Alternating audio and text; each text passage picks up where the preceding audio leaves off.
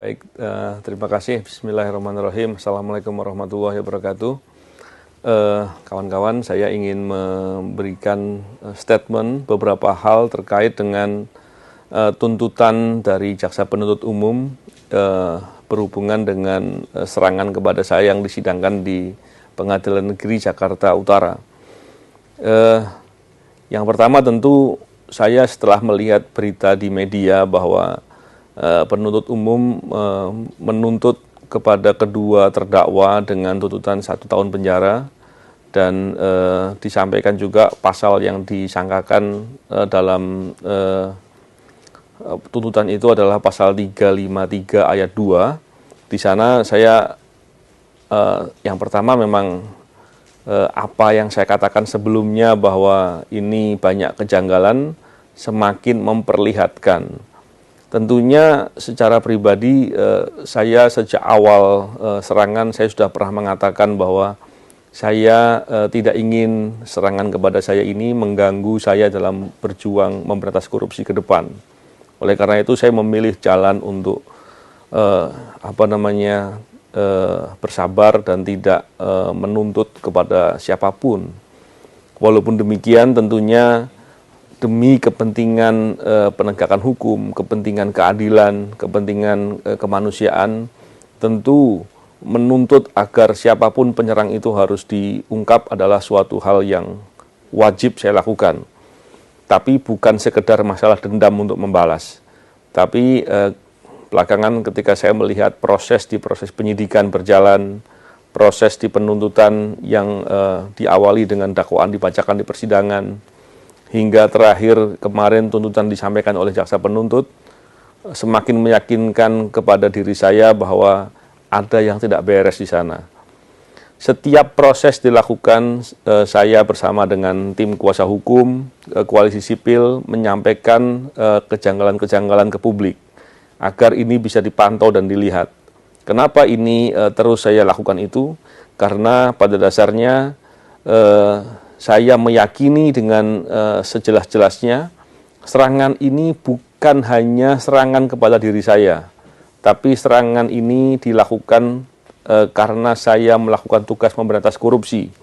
Ini adalah upaya serangan kepada upaya pemberantasan korupsi yang luas, baik itu terhadap KPK maupun siapapun.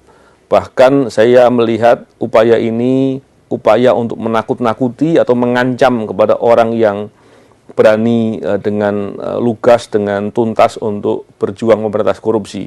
Tentu ini tidak boleh dibiarkan. Saya melihat ini sebagai hal yang serius. Terkait dengan tadi yang saya katakan tuntutan yang disampaikan oleh jaksa penuntut 1 tahun penjara, ini tergambar sekali bahwa proses persidangan berjalan dengan aneh, berjalan dengan banyak kejanggalan dan lucu saya katakan. Kenapa? Kita bisa melihat serangan kepada saya ini serangan atau kalau mau dikonstruksikan sebagai suatu perbuatan penganiayaan yang paling tinggi levelnya.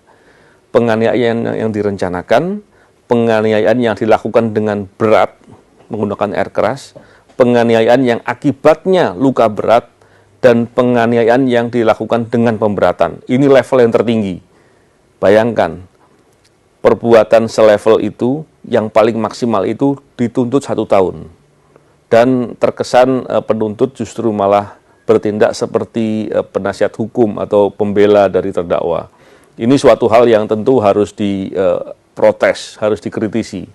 Saya menyampaikan hal ini tentunya tidak serta-merta bahwa emosional terkait dengan hal ini, tidak. Saya melihat ini hal yang harus disikapi dengan marah. Kenapa? Karena ketika keadilan diinjak-injak, norma-norma keadilan diabaikan, ini tergambar bahwa betapa hukum di negara kita nampak sekali compang-camping. Ini tentunya berbahaya sekali. Karena kita tahu bahwa penegakan hukum, membangun proses penegakan hukum di suatu negara, tanggung jawabnya ada di Bapak Presiden. Tentunya ketika potret penegakan hukum yang digambarkan dengan compang-camping ini, dengan asal-asalan begini, dengan sangat buruk begini, ini tentunya membuat nama Bapak Presiden akan nampak sekali tidak baik. Oleh karena itu saya berharap tentunya hal ini tidak boleh dibiarkan. Yang pertama itu.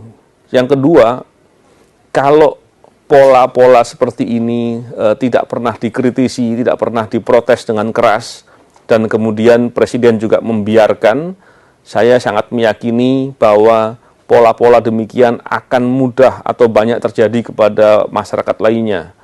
Walaupun faktanya kita tahu bahwa banyak sekali masyarakat yang menjadi korban dari ketidakadilan, dari proses penegakan hukum yang bermasalah yang sudah terjadi. Tapi apakah kita mau abaikan? Apakah kita mau biarkan? Padahal apabila kita lihat penegakan hukum adalah faktor penting untuk kemajuan suatu bangsa. Kita melihat bagaimana upaya dari pemerintah untuk membangun di semua bidang. Bidang ekonomi, bidang politik, sosial, dan lain-lain.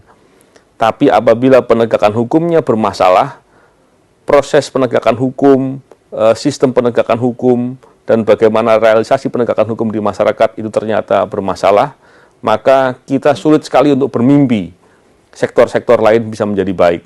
Dan ini faktor yang paling penting. Bahkan dalam proses upaya memberantas korupsi, masalah penegakan hukum itu menjadi hal yang penting sekali. Tentunya yang saya katakan ini hal yang hal yang komprehensif, hal yang lebih luas, dan saya berharap kita semua bisa melihat ini sebagai permasalahan. Sekali lagi, saya tidak hanya melihat ini dari kepentingan saya pribadi, tapi saya melihat ini sebagai kepentingan semua orang, terutama karena serangan kepada saya ini adalah upaya untuk menyerang pemberantasan korupsi, dan ini berbahaya. Bahkan kalau kita lihat di era-era belakangan ini, pemberantasan korupsi di Indonesia sedang menjadi masalah yang sangat luar biasa.